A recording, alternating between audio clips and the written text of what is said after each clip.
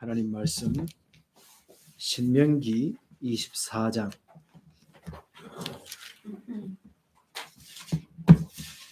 19절부터 22절까지 말씀을 보겠습니다.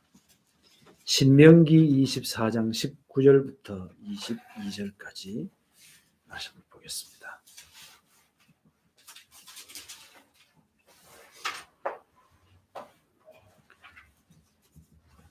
내가 밭에서 곡식을 벨 때에 그 한 뭇을 밭에 잊어버렸거든 다시 가서 가져오지 말고 나그네와 고아와 과부를 위하여 남겨두라.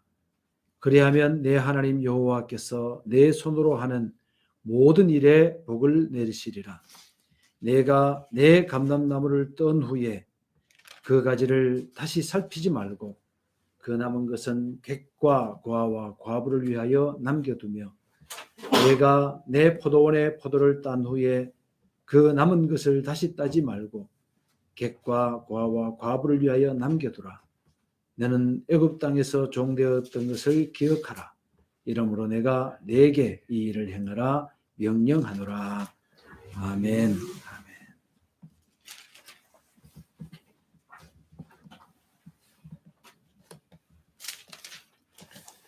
지난주에 우리가 21장까지 말씀을 봤습니다. 22장 말씀들도 여러분들 쭉 읽어보면 이 말씀들의 내용이 어떤 것인가라고 하는 것을 별로 어렵지 않게 이해를 할 수가 있습니다.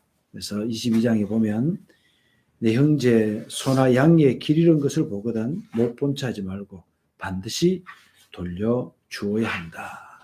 만약 그 짐승이 어느 집 것인지 알지 못한다면 집에서 그 양을 좀 그 짐승을 잘 먹이고 있다가 주인이 나타나면 돌려주어야 된다라는 말씀이 나오고, 또 남자가 여자의 옷을 입고 여자가 남자의 옷을 입는 그런 일도 하지 말고, 그 다음 이제 밭에다가 곡식을 뿌릴 때에 두 가지를 섞어서 뿌리는 그런 행위도 하지 말아라. 그러면서 하나님께서 우리에게 명령하신 것은 구별된 삶을 살도록. 그런 면에서 봤을 때 요즘은 남자가 여자처럼 꾸미고 다니고 여자가 남자처럼 꾸미고 다니고 그런 것들은 참 구약 성경의 내용으로는 맞지 않은 것 같아요. 그죠? 지금은 뭐 사람들의 취향에 따라 그렇게 하지만 구약에서 그렇게 하는 것은 옳지 않다고 볼 수 있습니다. 뭐 그것과 연관해서 생각해 본다면 그 성전환 문제, 트랜스젠더들의 문제들도 성경은 엄격하게 그것을 이제 금지하고 있다라고 하는 면으로 우리가 생각을 해볼 수가 있을 줄 압니다. 8절부터 말씀 보면 새 집을 지을 때에 그 지붕이 이스라엘이 평평하다 그래요. 그래서 난간을 만들어 사람들이 거기서 떨어져 죽지 않게 해라.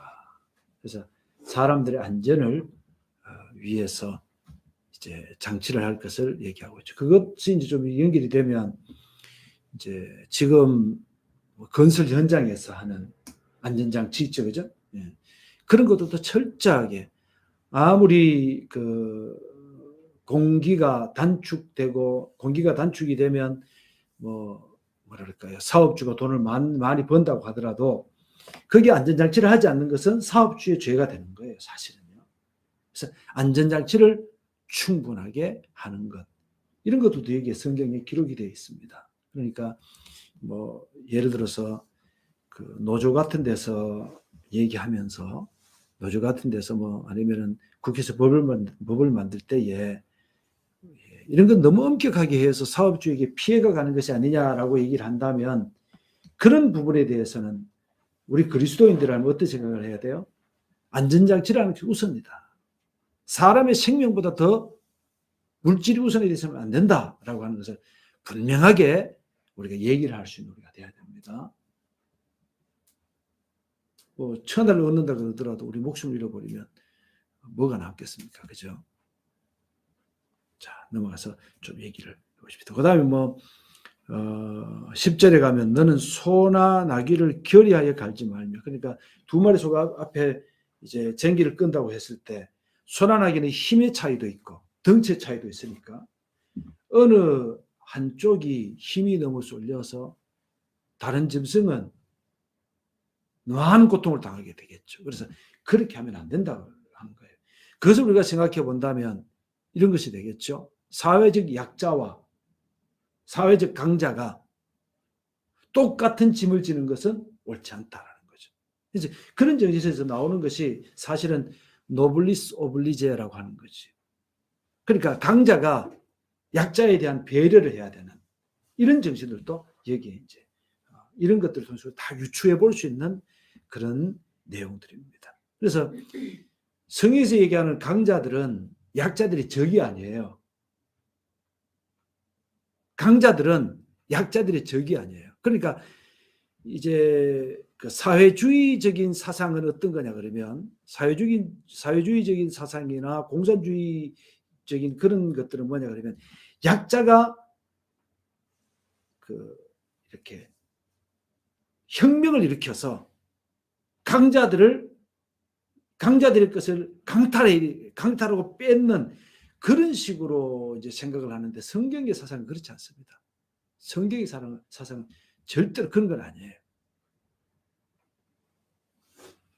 강자들은 약자들에게 물론 나라에서는 강자들에게 세금을 좀 더 먹이는 그런 게 있어요. 세금 좀 더 부과시키는 거. 그러나 약자들이 강자의 집을 뭐 어떻게 뭐 습격을 하거나 강탈하거나 그렇게 해서 뺏는 것은 성경적이지 않습니다.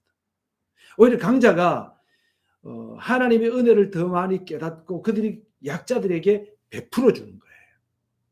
그런 면에서 생각해 보면 현대의 자본주의 사상을 가진 사람들 중에서 일부들은 모든 사람이 다 그런 게 아닙니다.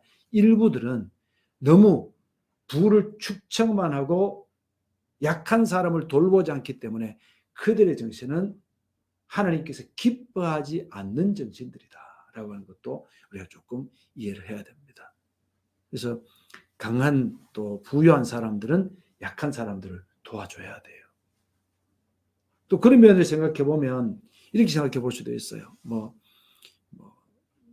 이제 이거는 정치적인 영역하고 우리가 이제 신앙적 영역으로 우리가 좀 다르게 생각을 해야 되지만 전 국민에게 똑같이 기본소득을 나눠줘야 되느냐라고 하는 부분에 대해서는 생각은 다를 수 있습니다만 제가 볼 때는 꼭 그렇지는 않은 것 같아요. 성경적으로 봤을 때는.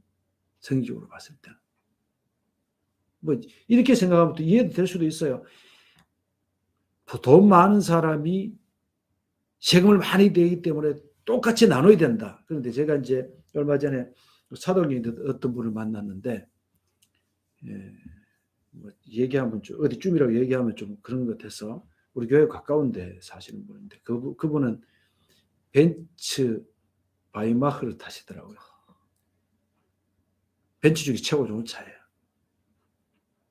그 집에는 막 외제차가 즐비하더라고요. 들어보니까. 그분은 그런 얘기를 해요. 우리한테 그런 거 재난지원금 뭐 몇십만 원 주는 거 다 필요 없다고.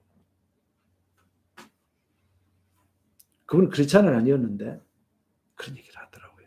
그러면서 정말 필요한 곳에 나눠주는 것을 우리는 더 좋아한다. 이런 얘기를 하더라고요. 뭐 사람 생각이 다를 수 있지만은 그렇다는 거예요. 이제 그런 좀 돈 많고 한 분들은 내가 세금 많이 냈으니까 나도 기본소득 얼마 나눠다오 그런 생각보다는 돈 많은 분들은 조금 양보할 수 있는 그런 마음들도 필요하다는 것을 제가 말씀을 조금 드리고 싶습니다. 그래도 제가 어떤 정치색을 띠고 말씀을 전하는 건 아니니까 이제 여기 이제 성경에 나오는 그 정신들을 제가 얘기하는 거니까 여러분들 그렇게 좀 이해를 해주면 좋겠습니다. 12절에 가면 옷을 만드는데 옷에 술을 만들어라. 근데 제가 지난번에 교재를 만드는 교재에 70쪽에 보면 그게 나와 있으니까 여러분들이 그 부분을 참고해서 보면 되겠습니다. 그 옷에 다는 그 술을 통해서 하나님의 말씀을 기억하고 하나님을 기억하는 거니까 여러분들이 그렇게 이해를 하면 될 줄로 압니다. 그 다음에 이제 그 이스라엘의 처녀들은 결혼을 할 때 그러니까 처녀로 있을 때에 함부로 성관계를 해서 자기 몸이 더럽힌 상태로 결혼하면 안 된다. 이제 그런 내용들이 이제 13절부터 보면 그 내용이 나와 있으니까 여러분들 한번 읽어 보기를 바라고요. 그다음 뭐 간통하는 그런 사람들은 다 죽여라 이런 얘기들. 그다음에 25절에 보면 약혼한 처녀, 약혼한 처녀 그러면 그 사람은 이미 짝이 정해진 사람이에요. 짝이 정해진 사람을 남자가 강간했을 때는 덜해서 강간했을 때 여자가 뭐 소리를 질러도 도와줄 사람이 없으니까 그 여자는 살려주지만 그렇게 강간한 남자는 죽여야 된다라고 하는 것을 얘기를 하고 있고, 그 다음에 이제 그 약혼을 하지 않는 짝이 정해지지 않는 그런 여인이 강간을 당했다면 그 사람은 강간한 사람과 같이 결혼해서 평생 이혼을 할 수 없는 사람이 된다. 그래서 구약에서는 이제 이혼에 대한 얘기도 하고 있는데 이혼은 구약에서 할 수 있는 일이었습니다. 그러니까 이제 말하자면 결혼을 하다가 싫어지면 이제 여자를 내보낼 수 있는. 근데 그 뒤에 보면 어떤 얘기가 나오냐면 그 결혼을 해서 이혼을 해서 이제 여자가 이제 이혼을 당했어요. 당했는데 이제 친정으로 돌아갔다가 다른 남자를 만나 결혼을 했어요. 결혼을 해서 그렇게 사는 거는 그냥 정상적인 건데 만약에 그 남자와 또 이혼을 했어. 또 이혼을 하면 전 남편이 그 여자를 다시 맞이하면 안 된다. 그런 규정도 있었습니다. 그래서 아주 그냥 그 하나님 보실 때 기뻐하지 않는 그런 일이라고 얘기합니다. 23장에 넘어가서 조금 말씀을 보도록 하겠습니다. 그 외의 것들 여러분 읽어보면 뭐 어렵지 않게 이해할 수 있는 부분이기 때문에 조금 그 부분을 좀 보시면 좋겠고, 23장에 보면 이런 얘기예요. 고환이 상한 자나 음경이 잘린 자는 여호와의 총회에 들어오지 못하리라. 자, 우선 여호와의 총회라는 말씀을 조금 그 얘기를 설명을 하고 넘어가야 될 것 같아요. 백족을 한번 보세요. 백족을 보면 교재 백족을 보면 이제 동그라미 5번 위에서부터 몇 번째 줄이면 그 보면 있죠. 여호와의 총회란 이스라엘에서 시행되는 크고 작은 모든 공적인 집회. 공적인 집회는 뭐예요? 뭐 우리로 말한다면 이제 뭐 이런 뭐 투표를 한다든가 이런 것들, 그죠? 뭐 이런 것들도 포함되겠죠. 이때는 이제 그 민주국가가 아니라 신정국가였기 때문에 뭐 투표하고 뭐 이런 건 안 하겠지만은 우리로 말한다면 이제 그렇게 이해를 해볼 수 있다는 거예요. 그래서 신정국가에서 시행되는 공적인 사회활동이라고 할 수 있다. 따라서 모든 종교적 행사에 참여할 수가 없게 되는 것이다. 이렇게 써놨습니다. 그러니까 이 사람들이 구원받느냐 못 받느냐 그런 의미가 아닙니다. 그런 의미가 아니라 예를 들어서 어떤 절기를 지킨다든가 안식일에 하나님께 나와서 뭘 한다든가 또는 뭐 제물을 바치러 나온다든가 이런 것들은 할 수가 없었다. 의식적인 것은 할 수가 없었다라고 하는 그런 얘기입니다. 그래서 그러면 이렇게 여호와의 총회에 참여할 수 없는 사람은 어떤 사람들이 그렇게 참여할 수 없었느냐? 어떤 사람이 할 수 없었느냐? 23절 1절에 보니까 고환이 상한 자는 음경이 잘린 자. 그 생식기가 문제가 생긴 사람은 그렇게 할 수 없었다. 그렇게 얘기합니다. 둘째가 사생자입니다. 사생자. 사생자는 뭐냐 그러면 아빠가 누군지 모르는 사람이에요. 그러니까 얘는 아빠가 누군지도 몰라. 그런 사람은, 그러니까 이거하고는 좀 다릅니다. 이방인과 결혼을 해가지고 낳은 아이는 사생자가 아닙니다. 그래서 사생자가 아니에요. 사생아가 아닙니다. 사생자라고 하는 것은 그야말로 그러니까 엄마는 알겠죠. 근데 아빠가 누군지 모르는 사람이에요. 특히 이런 경우는 어디서 생길까요? 예를 들어서 이방 종교 행사, 이방 우상을 섬기는 그런 행사에 갔다가 이런 일들이 벌어질 수가 있겠죠. 뭐 이런 경우. 어쨌든 이 사생자들은 10대까지라도 여호와의 총회 일원이 될 수가 없다. 이스라엘 안에 살 수는 있지만은 그렇게 할 수는 없다라고 하는 그 얘기입니다. 그 다음 3절에 보면 암몬 사람과 모압 사람 하나님의 총회에 들어올 수가 없다라고 얘기를 하고 있습니다. 근데 이 사람들은 이제 그 종교적인 이유도 있고 역사적인 이유도 있죠. 종교적인 이유는 뭐예요? 모압 사람들이 이스라엘이 이제 그 민수기에서의 말씀 속에 보니까 바알볼 사건을 통해서 이스라엘 백성들이 우상에 빠지게 되는 이런 끔찍한 일을 이제 범했기 때문에 이 사람들은 이스라엘의 총회의 일원이 될 수가 없었다라고 얘기를 하게 되는 겁니다. 그러면서 이제 그거 보면 애굽 사람과 에돔 사람 얘기도 그 다음에 나오죠. 애굽 사람과 에돔 사람. 그러니까 7절 너는 에돔 사람이 애굽 사람들인데 이 사람들은 3대 후의 자손들은 여호와의 총회에 들어올 수 있다. 이 말이 무슨 말이냐 그러면 이스라엘 안에서 같이 살아요. 같이 살다가 이스라엘의 일원으로 같이 이렇게 살다가 4대가 지나고 난 다음에 할례를 받고 이스라엘의 총회 일원, 그러니까 이스라엘 사람이 될 수가 있었다라고 하는 내용들입니다.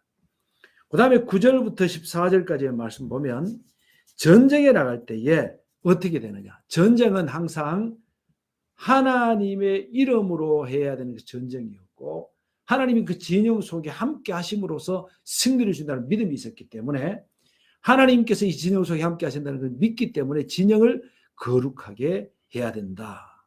그래서 뭐 예를 들어서 뭐 그거 보면 얘기들이 나옵니다. 9절부터 제가 읽어볼게요. 내가 적군을 치러 출전할 때 모든 악한 일을 스스로 삼가해야 된다. 너희 중에 누가 밤에 몽설함으로 부정하거든 진영 밖으로 나가고 진영 안에 들어오지 아니하다가 해질 때 목욕하고 해진 후에 진에 들어올 것이요. 이 말이 어렵습니까? 이해됐죠? 예. 그 다음 넘어가 봅시다. 내 진영 밖에 변소를 말하며 그리로 나가되 내 기구에 작은 삽을 더하여 밖에 나가서 대변을 볼 때 그것으로 땅을 팔 것이요 몸을 돌려 그 배설물을 덮을지니 이는 내 하나님 여호와께서 너를 구원하시고 적군을 내게 내미시고 내 진영 중에 행하심이라. 그러므로 내 진영을 거룩하게 하라. 그리하면 내게서 불결한 것을 보지 않음으로 너를 떠나지 아니하시리라. 그러니까 진영 안을 깨끗하게 똥을 마음대로 싸고 이렇게 하면 안 된다. 그 얘기죠.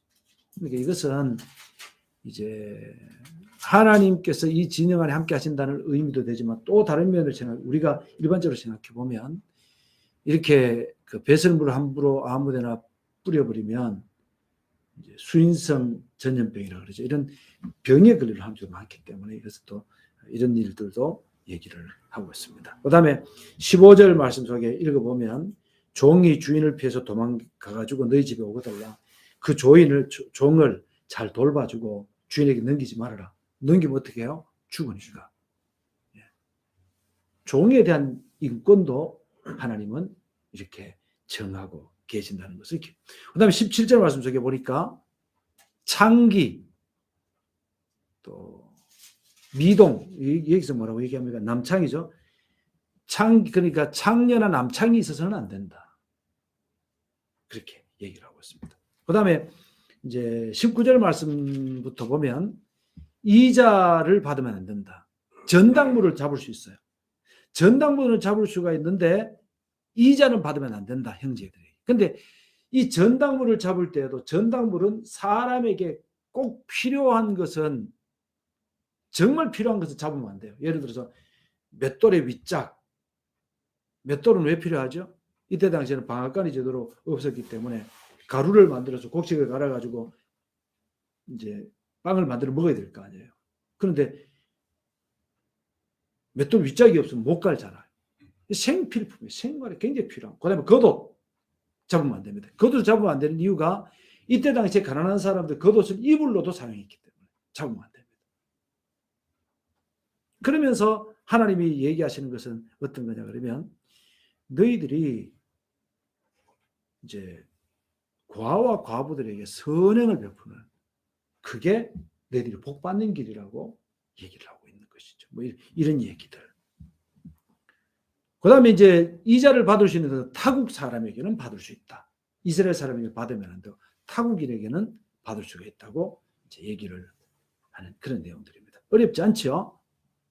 우리도 이제 이런 것들을 다시 한번 말씀드리지만 하나님 사랑하는 마음으로 이웃 사랑하는 마음 이게 율법과 선지자의 강령이니까 그죠?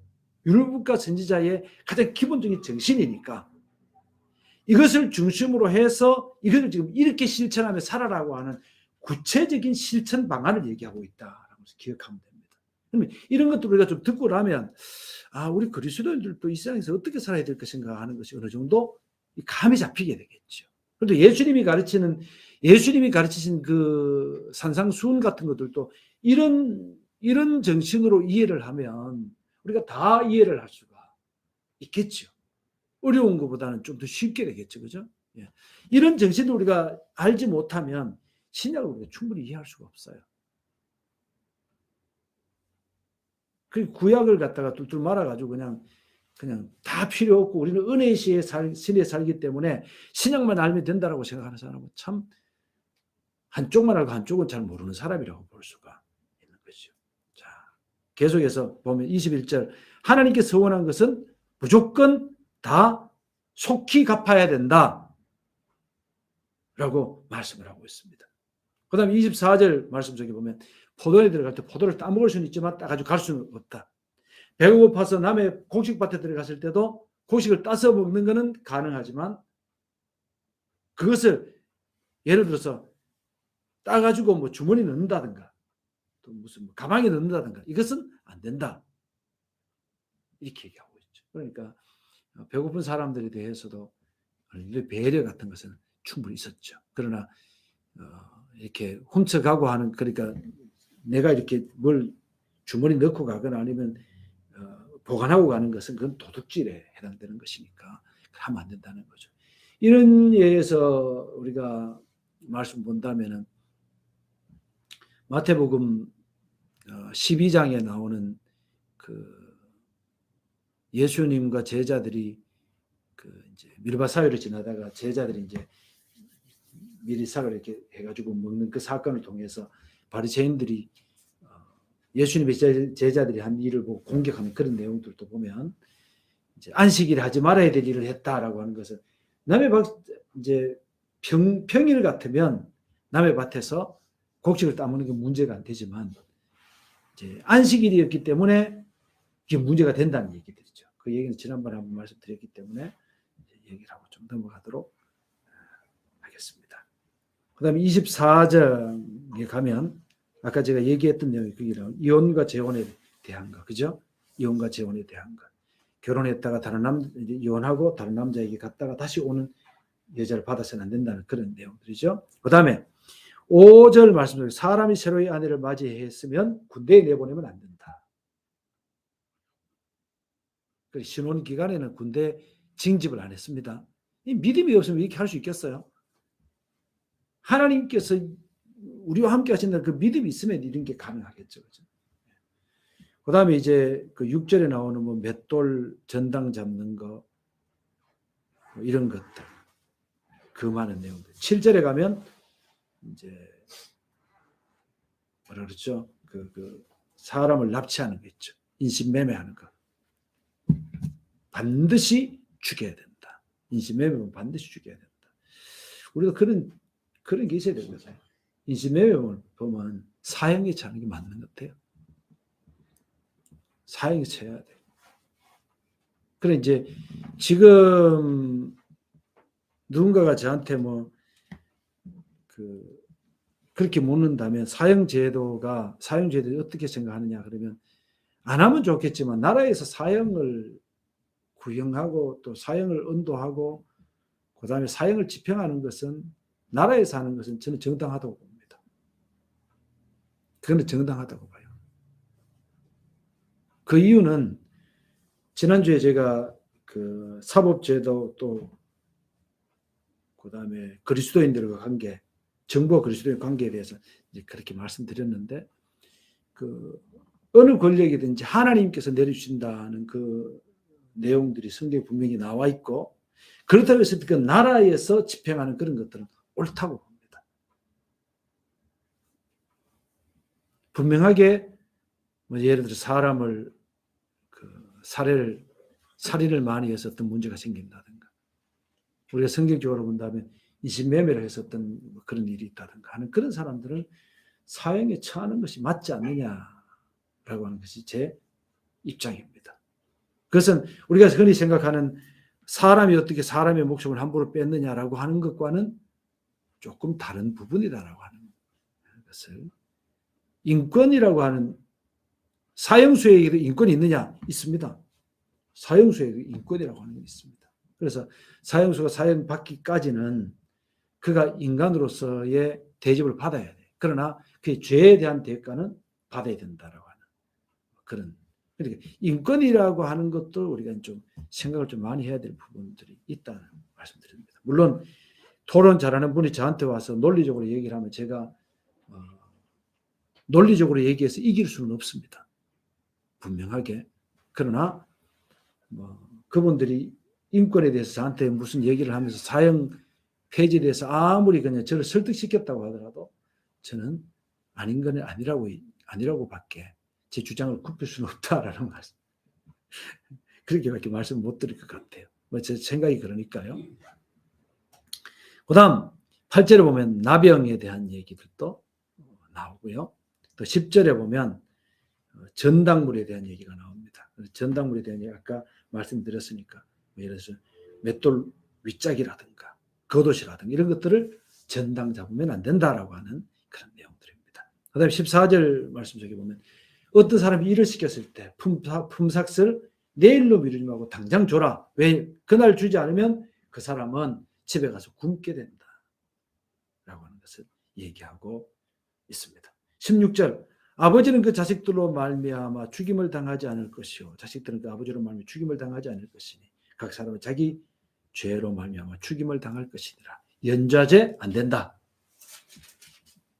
17절 객이나 고아라고 함부로 송사를 삐뚤게 해서는 안 된다. 빽이 있다고 권력이 있다고 봐주면 안 된다. 지난주에 제가 말씀을 드릴 때 그런 얘기했죠. 전관예우하면 안 된다. 그죠? 그 얘기입니다. 여기서 얘기하는 그런 얘기들이에요.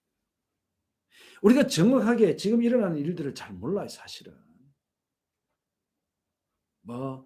여당에서는 윤 대표에 대해서 그 윤석열에 대해서 얘기할 때에 부산저축은행 못 듣고 얘기를 하고 있고, 또 야당에는 또 대장동 얘기를 하고 있고, 우리 사실은 우리 다 모르잖아요. 이렇게 저렇게 유튜브를 통해서 신문을 통해서 막 한쪽에서 얘기하는 얘기를 막 듣고 그 말이 옳다고 생각하고 그냥 다 이렇게 얘기하지만 사실은 진짜 사실은 우리는 모릅니다. 알아요? 진짜 사실은 몰라요. 진짜 사실은 몰라요. 그렇기 때문에 거기에 대해서 제가 어떤 판단을 내렸느냐, 저는 판단을 못 내립니다. 그렇지만 분명한 거는 아마 그분들 중에서 권력이라고 하는 것 때문에 다른 사람, 정말 권력 없는 사람 같으면 그 정도 같으면 감옥 가야 되는데 그 사람들은 권력이 있어서 감옥 안 갔다고 얘기한다면 그건 잘못된 것이다라고 하는 그것까지만 얘기를 할 수가 있어요. 그분들이 이래 잘못을 했다 안 했다 그건 저는 제 영역 밖입니다. 제가 어떻게 알겠어요? 저 검사도 아니고 모릅니다. 그러나 객이나 고아라 권력이 없다고 해서 없는 죄를 만들어 뒤집어 씌우거나 또 조금 있는 죄를 크게 부풀리거나 이렇게 해서는 절대로 안 된다라고 하는 것을 여기서는 얘기하고 있는 내용입니다. 그 다음에 우리가 본문을 읽었던 말씀들 아까 읽어봤으니까 다 이해됐죠. 그러니까 그런 마음으로 살아야 됩니다. 그럼 어떤 내용이에요? 예를 들어서 곡식을 벨 때에 막 거둬들이다가 저쪽에 한 단을 냅뒀어. 그럼 그거 가져오지 말고 냅둬라. 또 곡식을 벨 때에 일부분은 냅둬라. 왜요? 고아나 과부나 객이나 정말 먹고 살기 힘든 사람들이 그 사람들이 그것을 먹고 살 수 있도록. 지난번에 제가 레위기 말씀을 거주 공부를 할 때 그런 얘기를 했죠. 이때 당시 사람들은 내 모든 산업 중에서 가난한 사람들의 몫이 있다. 내 것을 주는 게 아니라 그건 그들의 몫이다라고 하는 정신으로 그 사람들 산다는 거예요. 뭔 말인지 알겠죠? 우리의 삶에도 마찬가지예요. 이거 다 내 건데 내가 왜 줘? 이런 마음을 가지면 안 되고, 내 삶에는 다른 사람들의 몫이 있다. 그래서 다른 사람들이 침범이라고 말을 좀 표현하지만 다른 사람들이 와서 가져가도 오케이 할 수 있는 그런 마음의 여유가 우리에게 필요하다 라는 말씀 드리고 싶습니다. 특히 우리가 이렇게 좀 뭐 어떤 것이 잘 되거나 또 돈이 좀 풍요하거나 이렇게 한다면 내게도 다른 사람들의 몫도 내게 있다라고 하는 것을, 다른 사람들의 몫을 내가 간직하고 있다, 그런 마음으로 살면 얼마나 여유가 있겠어요. 그죠? 시간도 내 시간, 이건 내 시간인데 그러지 말고 이거는 그 사람의 몫의 시간이다. 그래서 그 사람한테 내주고 내 시간을, 그죠? 내 시간을, 돈도 그렇게 그렇게 한다면 우리가 얼마나 좋을까. 그런 말씀을 통해서 좀 드리고 싶습니다. 그다음 25장에 가면은 재판을 할 때 어떻게 해야 될 것인가라는 내용들도 기록이 되어 있습니다. 재판을 할 때에 이제 공평하게 제대로 해야 된다 이런 얘기를 하면서 4절에 보면 곡식 떠는 소에게 망을 씌우지 말지니라. 소가 일을 하면서 먹어야 된다, 그 말이죠. 먹어야 된다. 그래서 어떤 일을, 이 말씀을 오늘 우리로 적용한다면 주님을 위해서 일하는 사람들에게도 그 사람들의 몫이 있다라고 하는 것들도 우리가 좀 기억을 하면 좋겠습니다. 자, 이제 5절부터 말씀 속에 보면 이게 이제 우리가 이제 많이 알고 있는 흔히 계대 결혼이라고 하는 거죠. 그러니까 형제들 여럿이 있는데 제일 큰 형이 이제 결혼하고 난 다음에 죽어버렸어. 그런데 후사가 없어요. 후사가 있으면 이제 그냥 살면 되고, 후사가 없어. 그러면 그 동생이 결혼을 해서 첫 아들을 낳으면 그 아들을 그 죽은 형의 이름으로 족보를 이어가야 된다라고 하는 그런 내용들입니다. 둘째부터는 자기 아들에 대해서 이렇게 이어져 내려가는 그런 내용들이니까 이런 데 기억하면 좋겠습니다.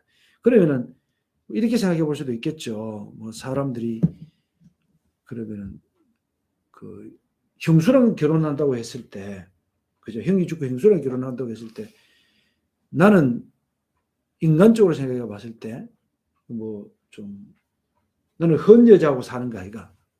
이렇게 생각할 수도 있겠죠. 근데 이때 당시에는 남자들이 대체적으로 많이 죽었어요. 지금도 마찬가지지만 남자들이 죽는 거는 까부느라고 많이 죽습니다. 여기 가서 이 짓하고 이상한 짓하고 많이 하고 돌아다니라고 죽는데, 이때 당시에는 왜 죽었느냐? 남자들은 전쟁에 나가서 죽고 뭔 일 하다가 죽고, 그래서 남자들이 숫자가 자꾸 이렇게 적었어요. 그리고 보통 태어나는 대로 다 낳으면 남자보다는 여자가 좀 더 많습니다. 본래 그래요. 성비라고 하는 것이 본래 그렇거든요. 그런데 그렇게 죽었기 때문에 어떤 면으로 어떤 사람은 이렇게 해석을 했어요. 구약에서 한 남자가 여러 여자들과 결혼할 수 있었던 것은 어떤 면으로 생각하면 이게 복지의 차원도 된다라고 그렇게 해석을 했더라고요. 그러니까 뭐 예를 들어서 형수가 그렇게 해서 뭐 과부로 그렇게 산다 그러면은 그 사람은 사회적인 약자예요. 정말 가난한 사람의 일생을 살 수밖에 없어요. 그럼 동생과 결혼을 해서 산다고 했을 때 그 형수라고 하는 사람은 남편이 있고, 그 다음에 남편의 그늘에서 자기 삶을 영위해 나갈 수가 있는 거죠. 그리고 이제 그러니까 그 남자는 또 다른 여자를 얻어서 2명의 이제 아내와 함께 결혼 생활을 하는 그런 일들이 그때 당시에 가능했다라고 하는 부분을 말씀. 그러니까 여러 가지 차원에서 성경을 이해를 해야 되지 한 가지만 생각해서 성경을 이해를 하면 안 된다라는 말씀을 조금 드리고 싶습니다. 오늘 좀 넘어가서 보도록 하겠습니다. 그래서 거기에서 이제 그 계대 결혼을 하기 싫어하는 사람에 대해서는 어떻게 해야 될 것이냐라고 하는 내용이 나오는데, 요 부분이 나중에 그 룻기에 가면 이제 룻이 그 모압 지방에 가서 살다가 흉년이들이 모압 지방에 가서 살다가 베들레헴에 돌아왔을 때, 그죠? 그때 가장 가까운 친척이었던 한 사람, 그 사람이 룻과 결혼해서 그 엘리멜렉인가요? 맞나요? 엘리멜렉으로 알고, 예, 엘리멜렉의 그 기업을 잇는 그것을 포기하죠.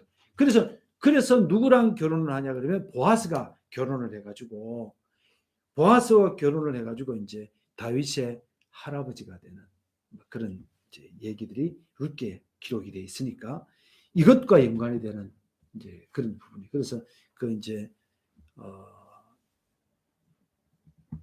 맞죠? 그 룻의 남편이었던 엘리멜렉 맞죠?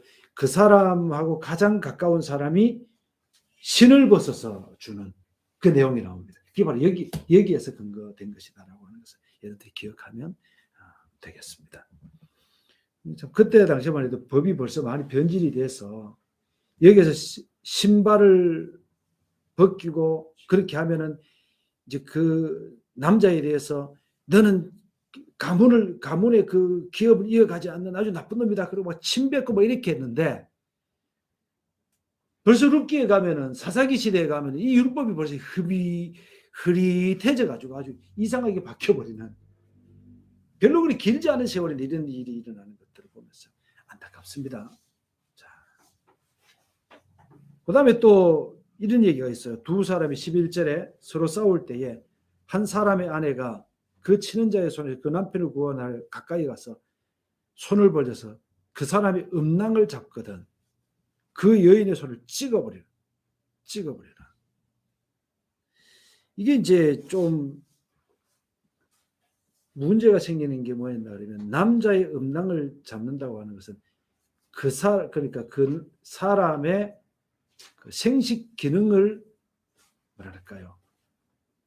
생식 기능을 없애버리는 뭐 그런 일이 되기 때문에 그러니까 가문을 이어간다는 건 너무 중요한데 그런 위험이 있기 때문에 이 여자의 손을 찍어버리라. 불쌍히 여기지 말아라. 이렇게 얘기를 하고 있습니다. 그러니까 우리도 이걸 생각하면 여러분 아주 미운 사람이 있으면 주먹으로 그냥 이빨을 빼더라도 그 남자의 중요 부분을 발로 차거나 때리거나 그렇게 하면 안 됩니다. 큰일 나요. 그건 아주 나쁘게 표현하고 있습니다. 성경은. 자, 계속해서 우스갯소리 좀 했고요. 그 다음 13절에 보면 너는 내 주문에 두 종류의 저울 주고 큰 것과 작은 것 이런 거 하지 말아라.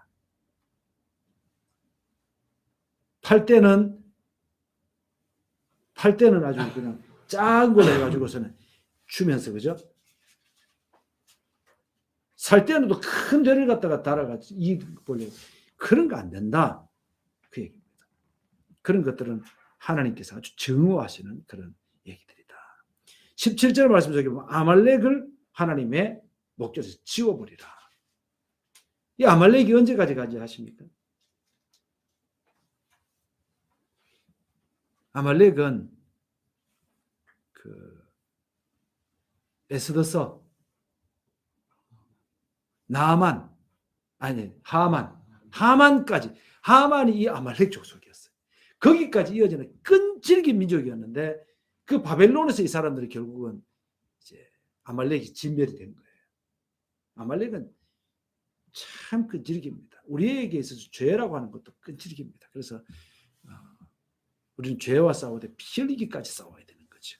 자, 이제 26장의 말씀을 이제 간단하게 보면 이제 2차 설교가 끝이 나는데 모세 두 번째 설교의 결론 부분이 26장에 이제 기록되어 있습니다. 그래서 이 26장은 하나님께 대한 감사와 신앙의 고백, 그리고 하나님의 그 사랑을 이웃과 나누는 이웃 사랑이 두 번째 설교의 주제라고 얘기를 할 수가 있습니다. 그래서 여기서 보면 가나안 땅에서 첫 수확을 얻었을 때 하나님께 감사의 제사를 드릴 것, 그리고 역사 속에서 하나님께서 우리와 함께 하셨다는 것을 신앙의 고백으로 하나님께 드려라 라는 거죠. 그래서 하나님의 복으로 주신 그것을 가지고 레위인과 고아와 과부 이런 사람들과 함께 객과 함께 즐거워하라라고 하는 내용들이 26장 1절부터 11절까지의 내용 속에 나와 있습니다. 그리고 이제 제3년, 그러니까 여기서 얘기하는 게 12절에 나와 있는데 셋째 해 곧 11조를 드리는 해에,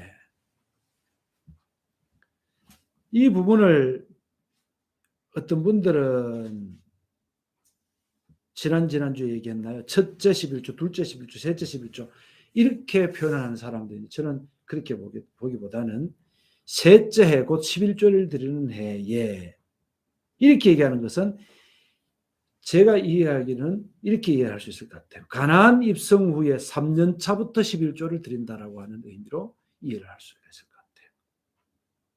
그렇다고 해서 제가 첫째 11조, 둘째 11조, 셋째 11조 이렇게 얘기하는 분들에 대해서 완전히 잘못됐다 이렇게 말씀드리고 싶은 생각은 없어요. 그러나 저는 이 부분에서 그렇게 얘기할 수 있을 것 같습니다. 그러니까 가나안 입성 후 셋째 해부터 11조를 바쳤다 이렇게 이해를 할 수 있을 것 같습니다.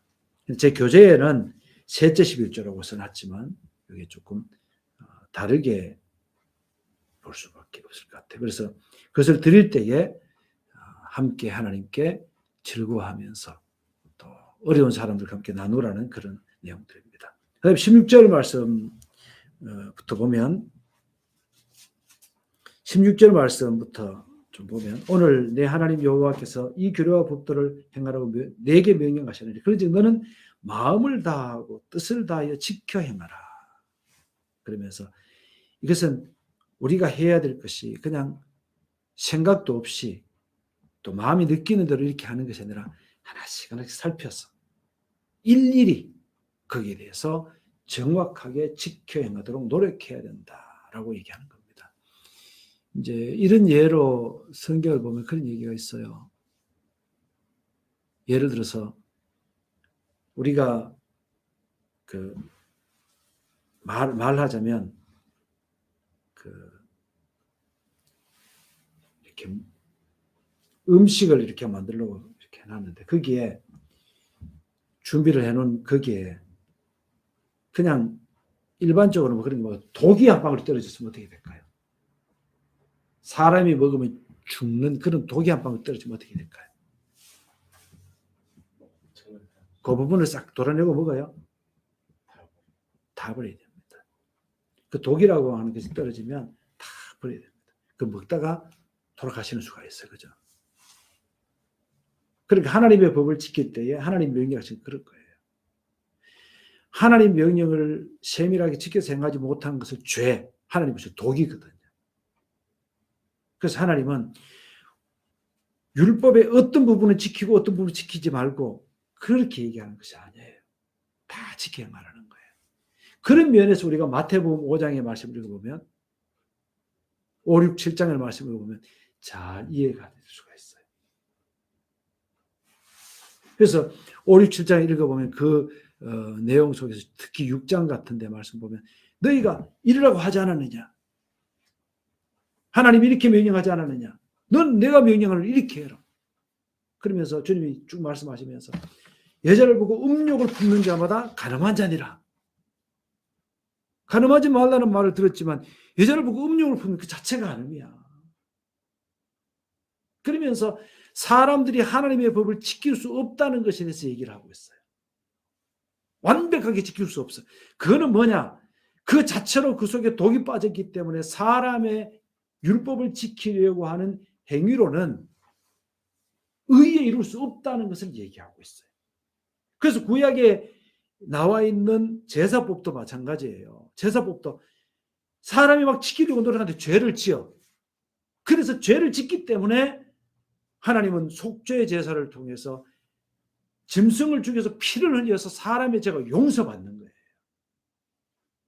지켜서 의롭게 되는 것이 아니라 지키려고 노력해도 안 되니까 짐승을 죽여서 용서를 받는 거예요. 그래서 마태복음에서 주님 말씀하실 때에 그걸로 안 된다. 여자를 보고 음료를 품는 자마다 가늠한 자인 것처럼 우리가 율법을 지키려고 노력해도 안 된다는 거예요.